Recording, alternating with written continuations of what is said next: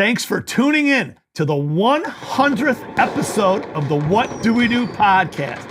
And what do we do to celebrate? Well, we're bringing sexy back.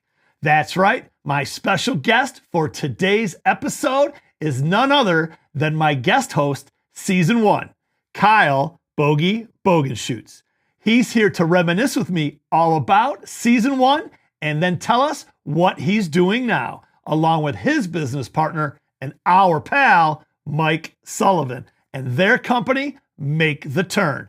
It's going to be a great show, so let's go.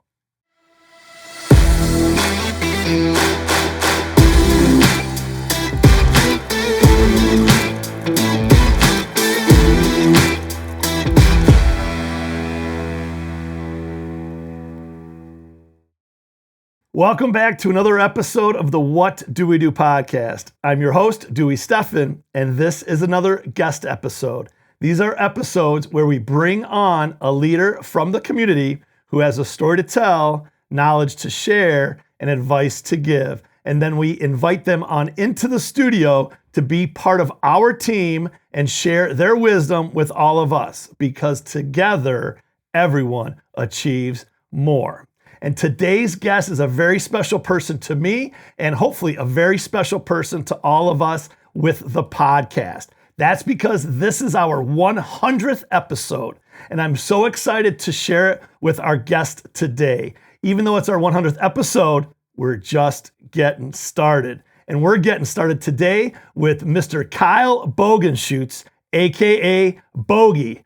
Bogey, what's going on, my friend? Excited to be here. Glad you got to 100 episodes. I love this. So 100 episodes, and for those out there that don't know, you are a co-host in Season 1, and in addition to being the co-host, you and your business partner, Mike Sullivan, aka Sully, were really the brains behind the idea, and then you're the looks of the organization. So I think you either drew the short straw or the long straw, but either way, you and I co-hosted the podcast for Season 1, and so I thought it'd be no other way that I would want to do the 100th episode than to have you come on back and be my guest, and I'll interview you for a little bit, and we'll tell some stories and have a good time.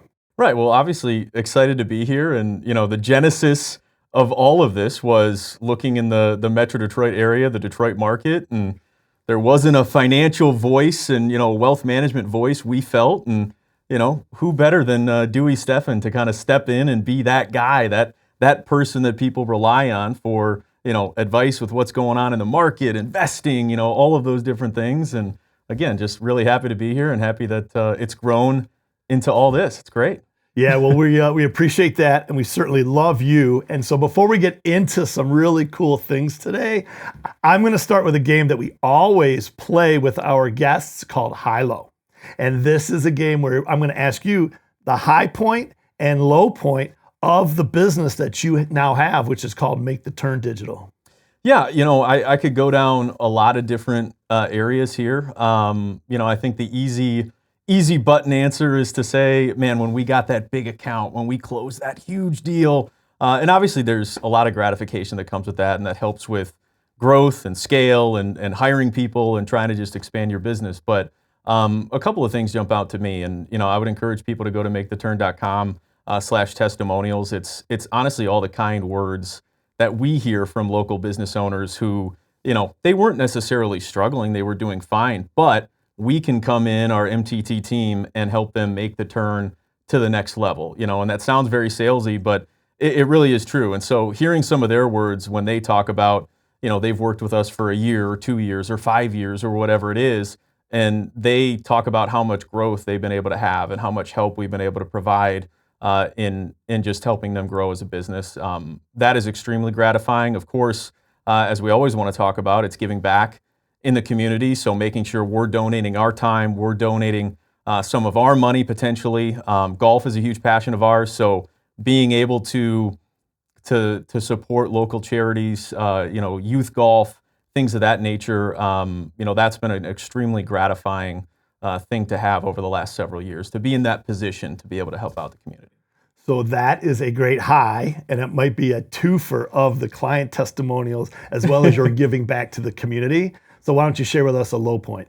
Yeah, it's extremely difficult to talk about, but one of our first full-time employees, unfortunately, passed away in a car accident within the first couple of years of being in business, and it was horrible on multiple levels: personal level, professional level. We were friends; we knew each other for a long period of time, myself and Mike. And Tim was a guy who was always great. We always had a great relationship, and he bought into our vision. Which if you're building a business and you're trying to really enter the market and figure out what you want to do and what do you do best, and you're coming up with a game plan, Tim was just bought in from day one. So it was just shocking. It was a horrible experience. And of course we stay in contact with his family. We try to keep them as involved as humanly possible, because this growth that we have with Make the Turn is in part due to Tim's sacrifice and some of the hard work that he did to help build this foundation. So the positive that comes from an incredibly negative situation is it forced us, obviously, to shift our focus, to dive in, handle the adversity, face an adversity that you can't prepare for. But if anything, it lets yourself and Mike and I really know that you can handle anything. Curveballs are unfortunately going to come your way, but it's how you handle them and move forward and try to honor a great guy. So yeah, I remember when that all went down, and that was certainly tragic, certainly sudden and unexpected, and all of those things. Again, to find a positive from it, there wasn't one the next day. But again, I appreciate that you've been able to reflect and kind of get to a new spot. So prayers out to him and his family for sure. What a hell of a guy that he was. Tim Ponser. Absolutely, absolutely.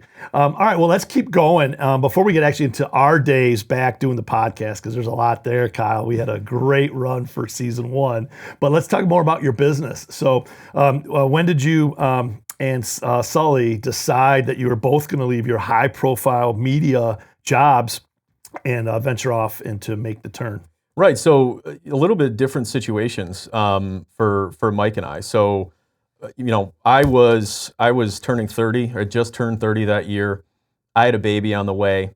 I wanted to take the next step in my career. I was very driven. I wanted more. I wanted a day part. Obviously I was working for a local sports talk radio station, 97.1 The Ticket.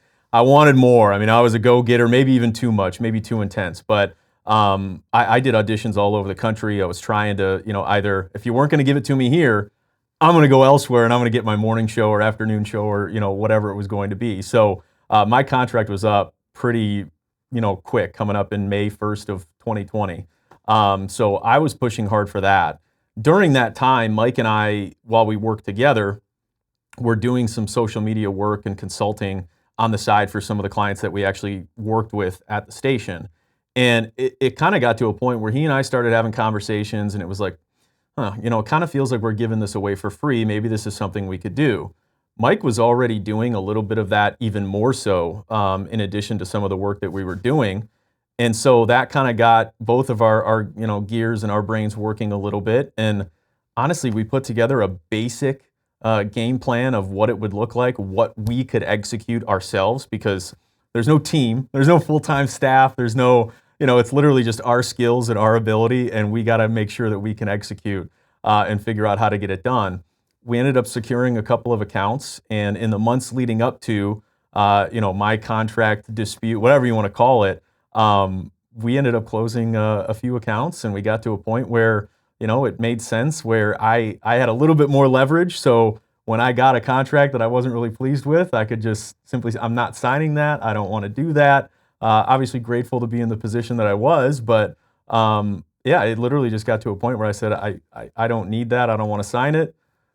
We ended up parting ways, and I ended up diving in full time into Make the Turn. And Mike ended up, I think 3 months later, leaving his position. His contract wasn't up. He just left a great position to end up diving in full time. And then once both he and I were freed up and really had the time and energy to just completely invest in the business, every single day, that's when things really just started to take off in 2020.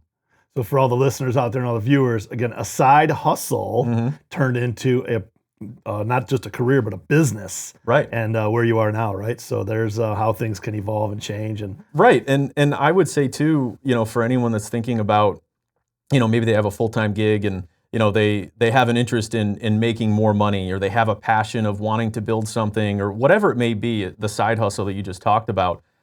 For me, at least, that's all it was. It was trying to gain more leverage. It was trying to, make some more money, have a side hustle, take some energy that I had, when I wasn't working, and put it into something else and try to grow that. I would credit Mike, and I appreciate him having more of the forward-thinking, nature with this of, let's build something, let's build a business. And I hate to give him too much credit, but he was great in that sense, and really almost changed the way that I operated and the way that I was thinking about it, because it was a side hustle. Maybe this will be something, maybe it won't. And then before we knew it, 6 months in, it was much more than we could have expected. And again, we're really grateful because it doesn't always happen that way for small businesses. Yeah, no, absolutely. And we will come back to make the turn digital, and we will talk about, again, all the amazing things that you're doing now. But let's talk about how the company, as it was being launched, and prior to, again, both of you leaving your jobs, Sully actually contacted me and said, hey, can I sit down and interview you and maybe put a proposal? I hear that you're looking to expand your business, and I've got a great idea for you. And I'm like, I don't even know this kid, because he was working with Valenti. I had no idea who he was. And next thing you know, he pitches me on this podcast. And so maybe walk me through, because we never really talked about it off camera, from your perspective. I know how he approached me, but you weren't originally part of it. But then as your negotiations, either were breaking down, and until you got, that big other contract, I was the fill-in opportunity. But maybe just walk through kind of the genesis of the What Do We Do podcast from your guys' side of it. Right, for sure. So I had, my contract ended, April 30th of that year. I had my first child, my daughter Blake, love her. She's almost 4 now. Star of the show. Yeah, right. Had her 3 weeks later, May of that year. And then, again, we were in the process of building and trying to find avenues as a new business of what do we do well and what can we execute. And prior to, me being under a contract, when I was under contract, I didn't have the ability to go do whatever I wanted and put my voice and my face and energy and everything into it. As soon as I was gone, I could do whatever I wanted. So it made sense to apply those skills because, of course, on a professional level, I'd done that for a decade, whether it was TV or radio. And then, of course, with somebody like you in a field that is obviously very foreign to me, but allowed me an opportunity to kind of guide the conversation and maybe ask, some of the dumb questions potentially about finance and investment and things of that nature. It just kind of ended up being a perfect marriage. And obviously we appreciate your belief in that and kind of getting it going. And honestly, I think the moment that we realized, man, this is something we really need to push and we need to do, is when we came up with the name, What Do We Do? And it was just like, this is so perfect. And now look, it's on a coffee mug. Right, like a t-shirt. Yeah, it's on your t-shirt, right, 100th episode. Right, 100th episode. What a great name. And honestly, it did come at a time in 2020, certainly, it was a tough year, there's no doubt, but it came at a time when people were figuring out their finances and what to do, literally, what do we do? So I do think that it really came at a good time as well. I would agree with that. And again, it was COVID, straight up.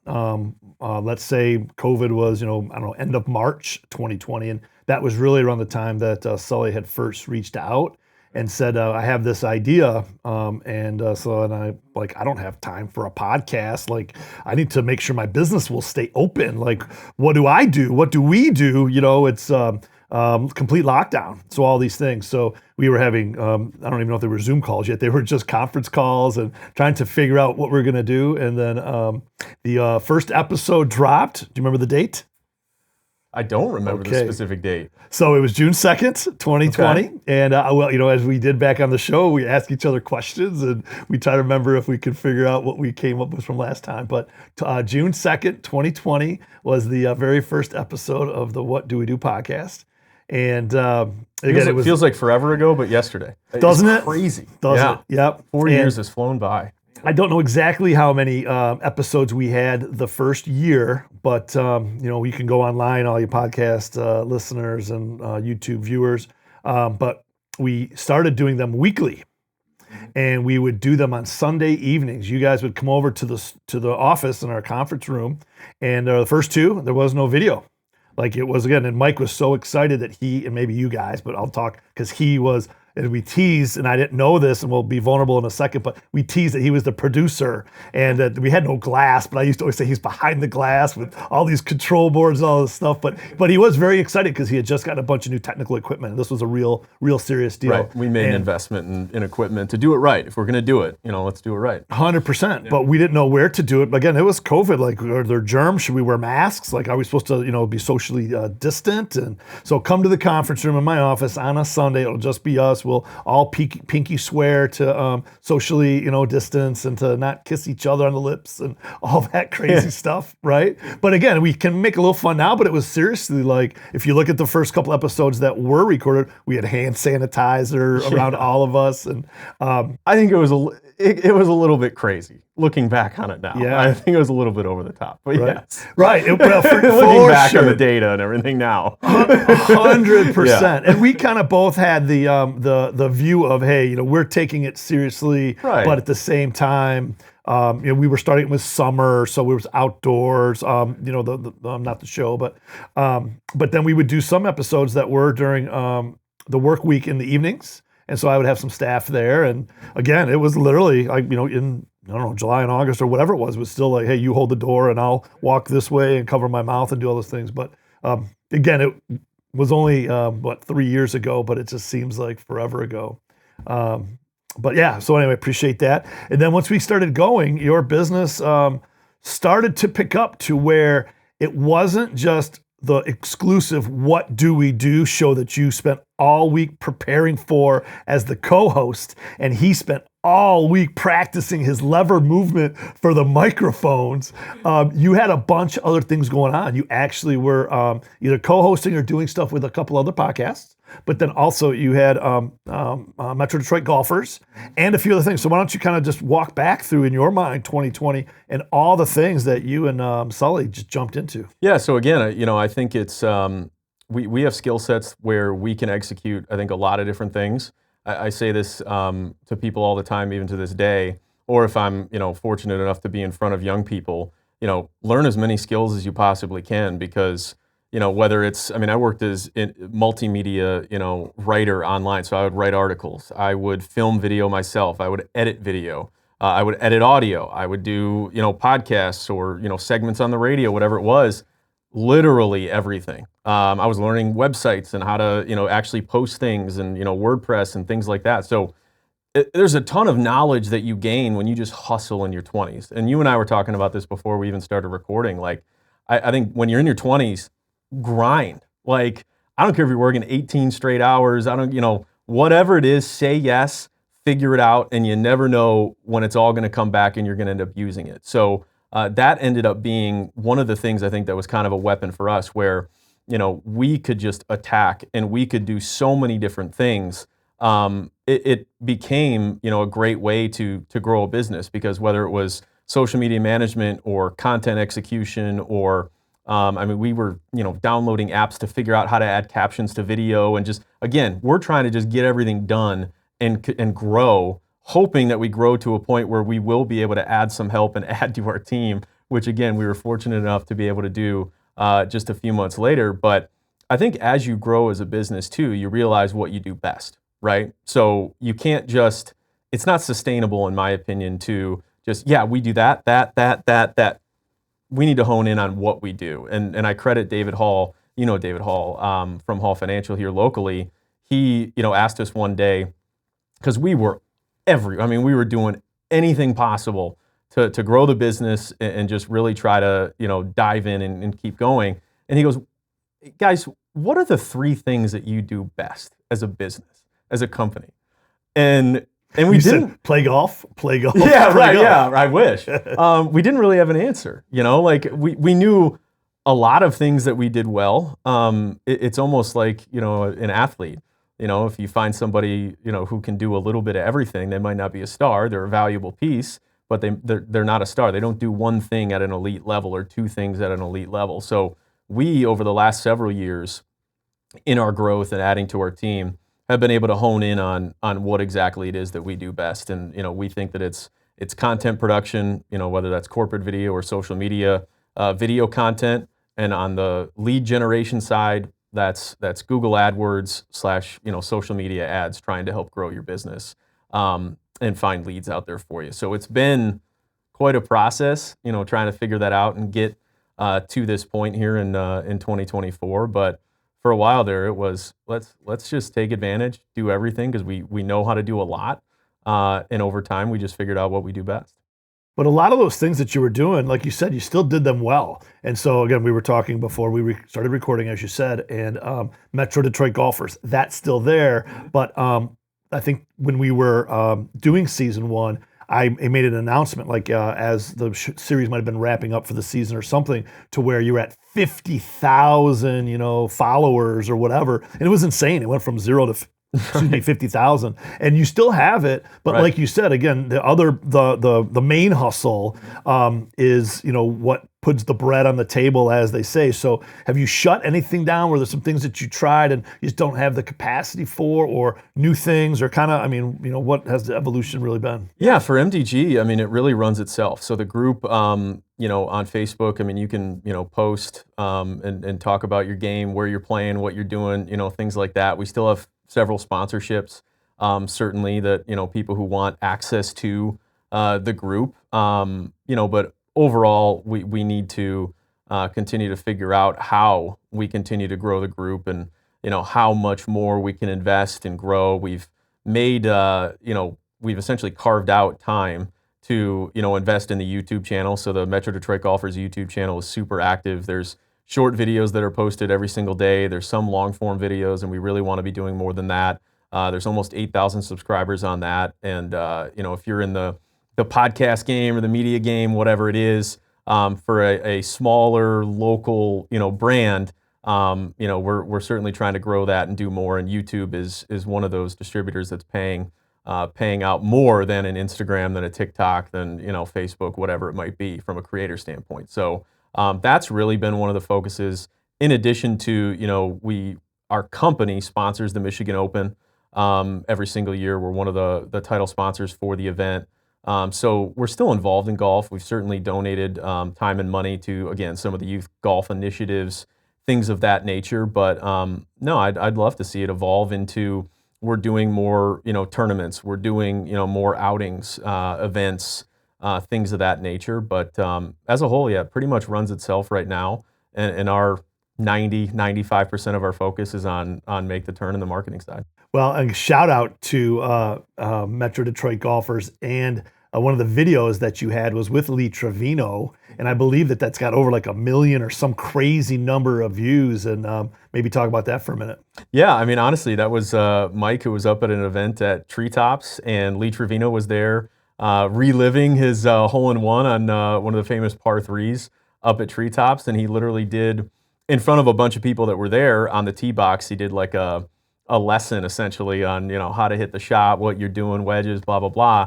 And, Mike was smart enough to record it. And yeah, we got that on the YouTube page, a video that's ours, even though it's, Lee Trevino that's in it. And it's taken off. It really has. So we've taken that and cut it up into some short form videos to feed the long form video as well. But yeah, that's really helped get just more awareness to the page. Subscriber numbers certainly, go up from that. And, we're really trying to take advantage of that opportunity and do some more long form, evergreen, type of content on the page. Well, on that note, let's talk golf for a second. And when we started, and we had not met until, just before we started the What Do We Do podcast project, just before June of 2020. And at that time, I believe you had a hole-in-one in your resume. Sully had not, but I think he was always adamant that he had a lower handicap. And again, you were having a baby. He was a baby. Sully, love you. And but there was like always this, right, in this friendly banter competition, right? And then in true Sully form, like within a year or whatever, he got his hole-in-one, and go figure, he has his camera out again and documents that from the whole thing. But so maybe talk about your golf, Mike's golf and then your golf together, and really how it is still a very important part of both of your lives, whether directly through Make the Turn, there's a name after 9 holes, Make the Turn, or just in general. Yeah, I mean, our handicaps are relatively even. Let's say even yours is you're one better than him. Yeah, sure. Right, unless it's a tournament. You said it. I didn't say it, but you said it. If you want to say it, that's totally fine with me. No, we're right there. As far as being, the competence level, I guess. As far as golf is concerned, he's got a hole in one now, so I gotta go get another one. Yes. But no, he and I, it's really not competitive. On the golf course, we've even back to the beginning and still to now, we'll play an afternoon round, just he and I, and it serves as this incredible opportunity to just talk business, what's going on here. Maybe we should think about that. Inevitably, of course, you're talking about golf and other things, but we try to use it from a business perspective for he and I, instead of he and I getting in the conference room or him coming into my office or me walking over to his office or whatever it is. Like, let's get out of the office. And organically, those conversations have always led us to the next great idea. And I think about the genesis of our business. It was literally he and I going out to a happy hour, going out, having a cocktail, going to his house, having a cocktail, whatever it is. And you talk through, I feel like we're missing something here. Like, what could we do in this area? Is this an industry that we should attack? And honestly, over 4 years, 5 years almost now, those conversations have only continued. And we do our best work when we're away from just this, hey, let's have a meeting at 3:00 and really discuss this. Like, no, it needs to be more of an organic conversation, and you throw out ideas. And then the next day, maybe you say, gosh, we threw out a lot of really terrible ideas. But that one thing that you said, that was interesting. Maybe we could do something there. So we use the golf course for a lot of that. During the season, we're fortunate enough to be over at Red Run Golf Club, and we literally block off Friday afternoons to host clients every single week during the season. So we try to get every single one, as many as we can on the calendar, any of the golfers, to just go out and look. When you have, when you have 4 hours of undivided attention with a client, 4. It's like 5. Well, right, yeah. 6 because the 19th hole. For all the wives out there, golf. It's 9 hours for the wives out there. It might be like 12 hours. Right. If your tee time's at noon, don't expect me home before 9 o'clock at night. Right. Exactly. That's smart of you to say. Okay. But I mean, look, you get that undivided attention. You get them a little, away from their office, away from their setting. I mean, who's going to say no to 4 hours of golf? At a private club like Red Run. So we take advantage of that opportunity, and we use it to our advantage. And it becomes a way to bond, form a relationship, because we don't like to operate where it's just business and, hey, here's the invoice. We did X this month or whatever it is. No, we want to invest in you. We want to invest in your business. We want to see true growth. And, if we don't know each other and we can't communicate, client to vendor, whatever you want to call it, then I don't think we're going to grow in the right way. So it's a great way to bond. Yeah, that's great. And then before we get back to season 1 of What Do We Do and really kind of dive into best moments, crazy moments, we're going to play the high-low game again about the podcast, by the way. But talk about when you started the business. I don't even know if you had an office, but then you had an office in Royal Oak, and then you moved to a new town and grew. You brought on some key players and all of that. And so kind of talk about that evolution the last few years as, again, you're now, a proud father of 2. Right. So you're building a family. You're playing golf Fridays for 9 hours, and all that fun stuff. But at the same time, how the team's being built out, and back to those core 3 competencies. And there's a lot of, again, video and a lot of projects. So talk about that. Right. So I mean, obviously in 2020, things were weird and people were working remotely, and you can work, you can't work, whatever it was. Mike and I knew it was important to be in person together, and not just be sitting in our house or whatever it was. So we were fortunate enough through just a connection that we had to get a shared office space in downtown Royal Oak. And when I say shared office space, I'm literally talking about a cubby hole that, literally our desks were this close to each other. We shared this tiny little room. Now, great to be in downtown Royal Oak, but literally our desks were staggered right here, if I was on a call, I had to walk out. If he was on a call, he had to walk out. It would be an echo if one of us was on the call on our computer or whatever it was. So very, very humble beginnings when I talk about I'll that. interrupt for a second because I did come by that office. So it was modern, it was urban, it was just, that was the utility of it. And again, so I hear what you're saying, but to everyone out there, like, again, it was pretty cool from, these humble beginnings to have that multi-use space. And it was actually all right. We were fortunate. And honestly, I work as a local company here, right in downtown Royal Oak. Again, it was them that allowed us to go in and use their space. They weren't really using a lot of the office space. There might have been one or two people that went in, so it was pretty much us, and Tim, who would come in every single day. But we got so much done in that tiny little room. So we were there for a couple years. We ended up hiring another 2 full-time people right before we left there. So we literally had Mike and I in that tiny little cubby hole. And then we had 2 other employees that we just brought on at the end of 2021. And we all worked there for a couple of months, just kind of bouncing around, whether it was conference room, random desk that wasn't being used. They had kind of like a kitchen, bar set up in the back. Yeah, so like you could kind of stand up there and you had the windows. So we just kind of made it work and took advantage of the opportunity that we had. And we're obviously very grateful for the time that we had there, but we knew we had to get our own space.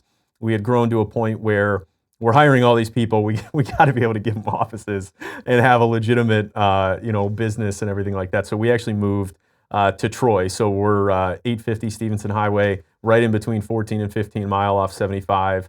And it's nothing crazy. It's 2,000 square feet. We've got private offices, conference room, kitchen, little putting green in the lobby. We tried to make sure we added that as well, which is good for team building, bonding, all of that. But yeah, it's been great to grow over the last several years. It's nice to have our own individual space to bring people by and just collaborate as a team.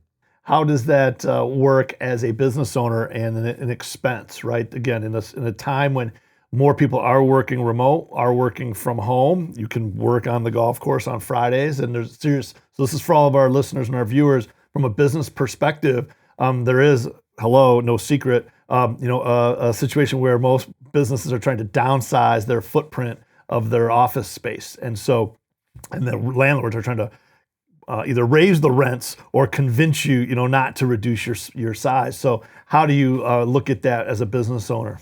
Right. It's funny. Mike and I are very, I would say, forward thinking when it comes to digital space, over traditional and, thinking in those terms. The future, AI, all of those buzzwords that are going on right now in the industry.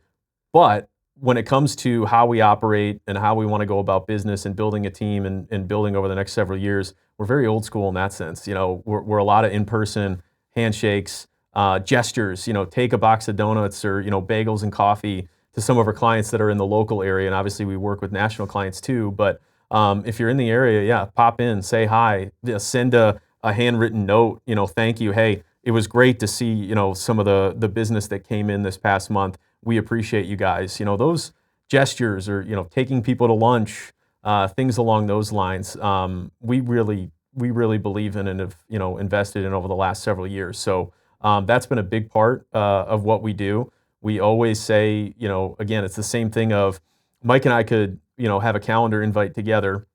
Yeah, let's meet at 3:00 or whatever it is.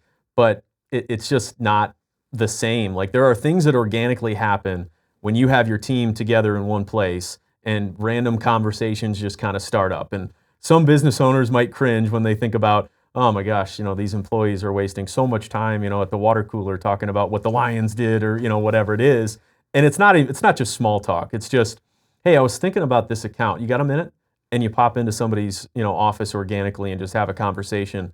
There's things that you can't track on that level, but when you do it and you do it more and more and you have those conversations, it eventually leads to a lot. And we're big believers in that. Yeah, amen. My man, it's a good place to pause that conversation. We're going to pivot back to the What Do We Do podcast. All right. And so why don't we just do the high-low game again? So from your perspective, what was the high point of season 1 of What Do We Do and the low point?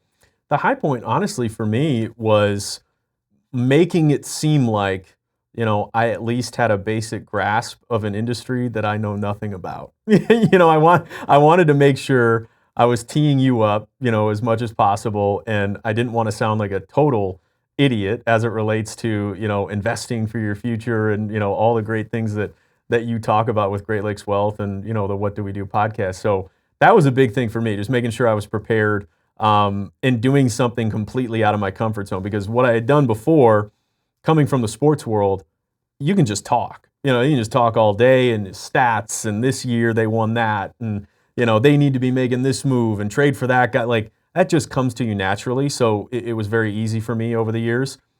This truly had to be something that I prepared for.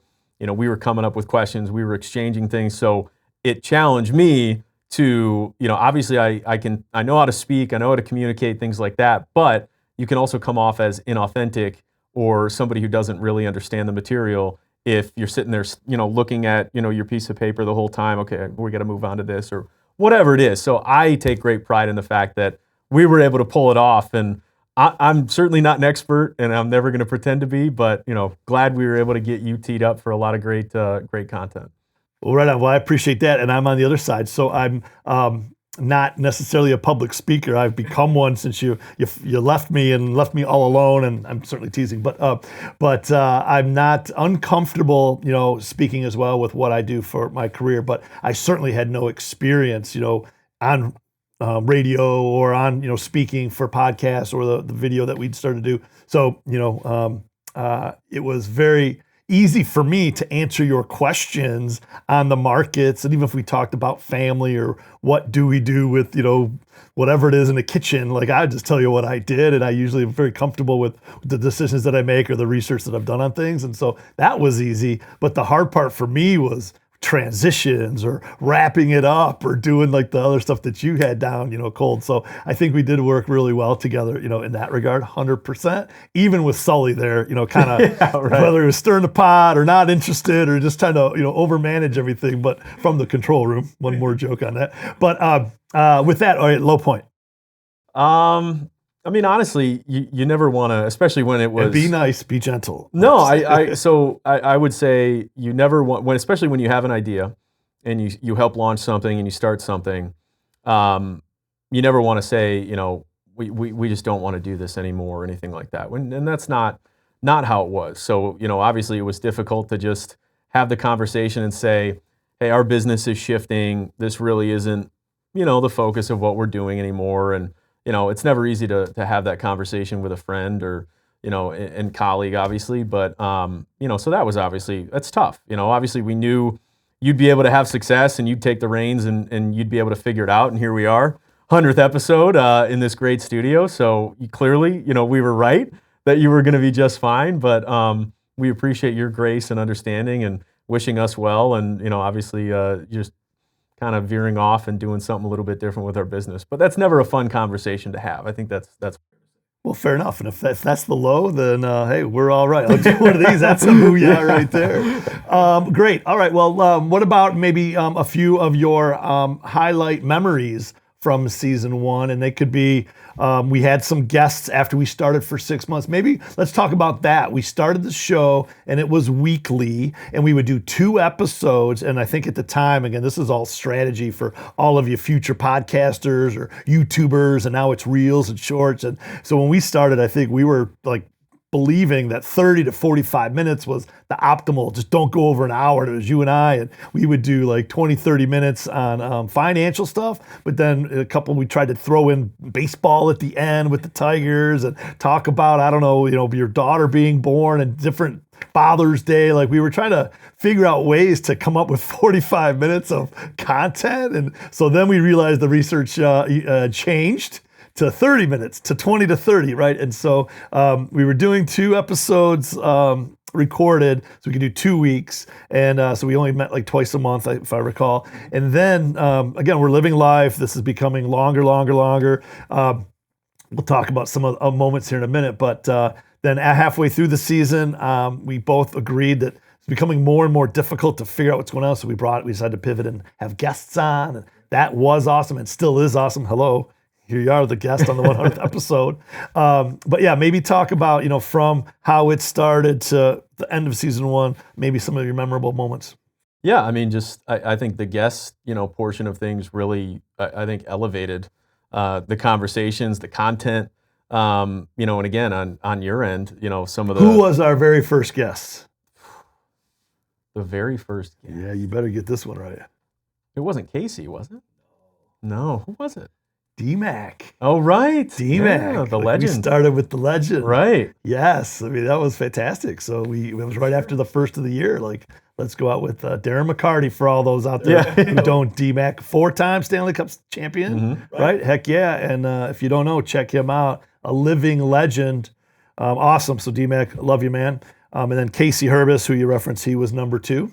Right. But so guests definitely. I mean, yeah, and I thought those conversations, I mean, again, being able to take, obviously all of your expertise, but then, bring in somebody from a different industry, I think it just made for a great conversation, some really interesting content, and obviously, being able to interact and meet, such successful people, is obviously a treat for us, especially in this market. I mean, you think back to, okay, Casey Herbis, Lauren James, Anthony and Michael Tomey.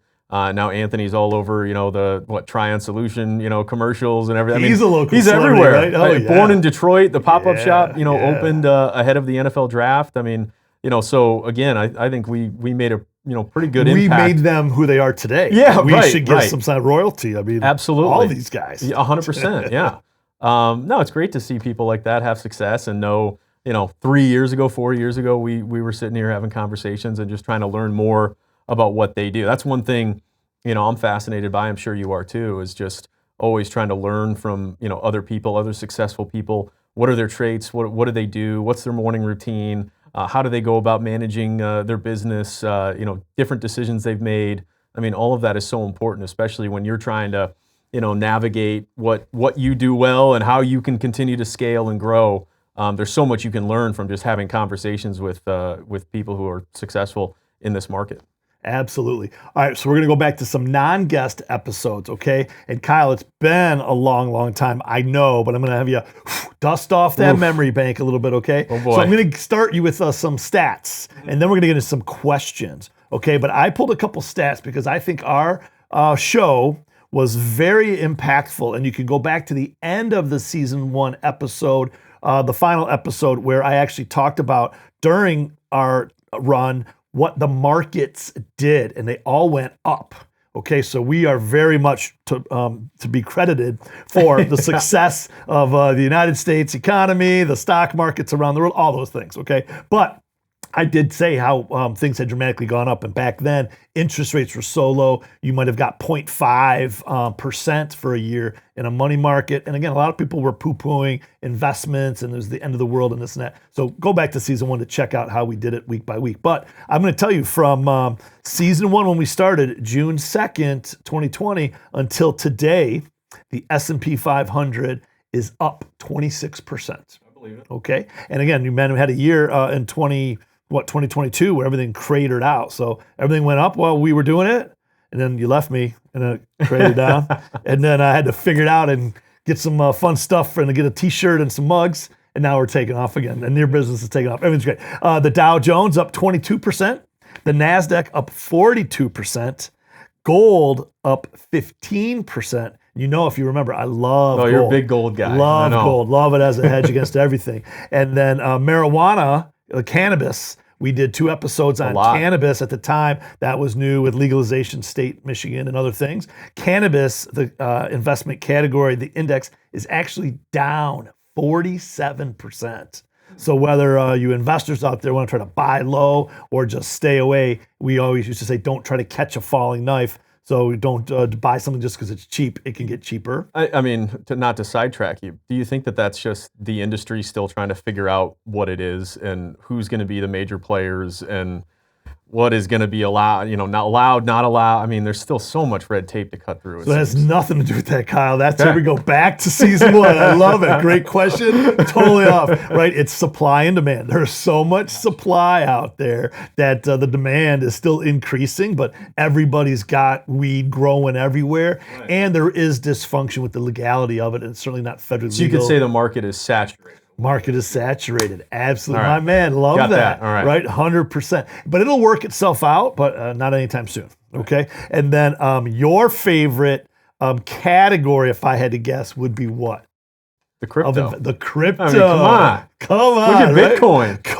It was a home run back then. It's a home run today. Right. Well, Bitcoin was approximately 20,000 when we started, and it had some major, rockets and craters and rockets craters. But as of the taping of the show, 70,000 a coin. That's up 250%. In the same period of time that the S&P and the Dow are in the 20s and the NASDAQ up almost 50. So there is your crypto. And in particular, you had a coin that you loved, Kyle. We still always talk about it. What's the Dogecoin? The Doge. You love the Doge, right? Yeah. Absolutely. So those are the major indices. So that just, I guess, is a moment in time. Whose stock is higher right now? Make the turn. What do we do? We'll add Great Lakes Wealth to that as well. Why not? Both brands. Wow. Or Bitcoin. Oh, right. I mean, wow. Talk about some of the highest stock no doubt, right? Ours are all private, and Bitcoin's not a stock, but right. But our companies are private, so we don't have to disclose our financials. So we'll keep it there.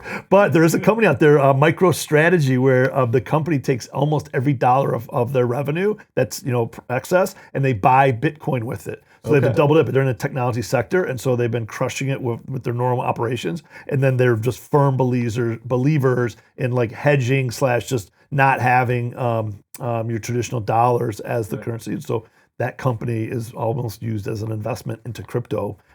Anyway, check that out as well, all you home gamers, as they say. Good stuff. So some of the other episodes, Kyle, a couple quiz questions for you. So how many stocks in the S&P? 500. My man. Okay. And how many sectors in the S&P? 13? Or was it 11? Oh, you got 11 sectors. My man. All right. Good stuff. Yeah. And then the Dow has how many stocks? The Dow has 1,000? Oh my gosh. This is one that always got you. The Dow has 30. 30. That's the elite. It's the elite. The elite, that's right. That's exactly, you got it, the elite. And then the NASDAQ. There's a big, broad NASDAQ, but the NASDAQ composite was 1,000, right? 100, but yeah, you're on the right track, and that's how it was back in the day. My man, love that. All right, well, what else do you want to talk about today? Anything else on your mind? We're going to play the special segment game here in a moment, but before we get into that, is there anything else, about, I don't know, any of the companies that you have or any of these? Well, we'll talk about real quick for everybody out there. Your partner, our friend, Michael Sullivan, AKA Sully, he loved one episode that we talked about, and then we always reference this piece of data almost every episode. Do you have any idea what I'm talking about? I don't. He used to say that, you need to have more than one stream of income. Right. How many how many streams of income? 7. Average millionaire has 7 streams of income. And what did I recommend that Great Lakes Wealth / Dewey Stephan at the What Do We Do podcast says is really the number of passive streams of income? 10? A little so more? So close. We always say that my favorite number is 11, and that's because everybody wants to be a perfect 10. But one better than a perfect 10 is a booyah 11. So let's go get 11 streams of income. Or, as I used to say, Kyle, no one wants to be one once when you can be number 1 twice. Okay, the number 11. So 11 streams of income, because nobody wants to be average out there, all you millionaires, okay? So with that, we're going to pivot again into a part of the show, which is my favorite part of the show. And instead of being called What Do We Do, this is going to be What Kyle Do. And this segment of the show is where I ask you, what would Kyle Bogenschutz go back and tell his 18-year-old self, or tell other 18-year-olds out there today so they can live their best life? Yeah, I mean, gosh, feels like it was so long ago at this point. I'm almost double that age, double 18, if you will, almost. 18-year-old Kyle thought maybe he was going to be a college basketball coach, thought maybe he was going to go into marketing, thought maybe he was going to go into broadcasting, really those were the three things, but didn't really have, a plan for any of them and didn't know which specific pathway he was going to go down. But the funny thing is, I'm leading a team now. So there's a coaching element, I would say to what I'm doing. I am in marketing on the digital side. Didn't expect to necessarily do that. It was more so a traditional space back when Kyle was 18 years of age. And I'm also, I do still speak publicly and I have to communicate properly. So the funny thing is, while, I'm in the marketing space, I spent a long time, a decade plus, in the broadcasting side of things. And, now here we are, kind of, again, leading a team and trying to grow a company through experience and through, what I do on a daily basis. It's funny that those three, ventures that I really wanted to do and was thinking about at that time, I do use a little bit of each here at this time now, almost double the age of 18. But yeah, if I had to tell myself anything then, or, talk to students right now who are trying to, you're 18 years old. I mean, man, you got your life ahead of you. You don't know what, to do or anything like that. I would just say, take advantage of every opportunity that you have. Learn as much as you can. Don't be surprised when you veer off course and you had a plan for only this, and all of a sudden you're being pulled in this direction. Embrace it. Try to just, again, take advantage of it, learn as much as you can, execute, do your very best. And ultimately, while you veer off to the right, you might veer right back into where you came from, or you might go in a completely different direction than you ultimately intended, which is absolutely what happened in my life. I for sure thought at 30, I knew where I was going. As prime time, I'm going to get a big show. This is what I'm doing for the rest of my life in sports. And here we are, almost 5 years later, and got a great company, great business partner, 2 kids, great family. Here we are in the suburbs. I wouldn't have expected that at 30 to be where I'm at. So, gosh, I could do a whole segment on what would Kyle do at 30 or at 25 or at 18. It's amazing how much life, shifts and how much it changes over the years. Well, that's a great answer, and it is absolutely true. We could go from an 18 to a 30. Thank you very much for sharing. That is fantastic stuff, my friend. Side note, it's kind of funny. We at Great Lakes Wealth, we have NIL student athletes that we have partnered with, and so we had a podcast with them, a few months back, and they're all 19.